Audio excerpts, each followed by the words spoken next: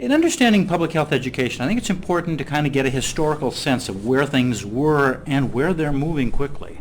The public health education really began in 1915, 100 years ago, and was the Welch-Rose report, which really outlined the 20th century public health education, really was graduate education. And it was only in 2003 when the Institute of Medicine made a recommendation that, quote, all undergraduates should have access to public health education, that we really moved into a new era.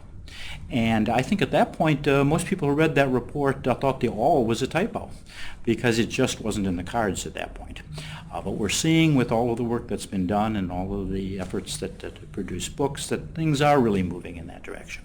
And to see the efforts as the continuum has unfolded, it is not only graduate education and bachelor's degree education, but is increasingly becoming associate degree education. And we're seeing a full continuum of associate, bachelor's, master's, and doctoral education.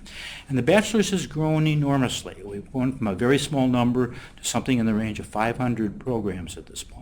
So we're seeing a big increase, and we hope and expect that will now be focused increasingly also on the associate degree level.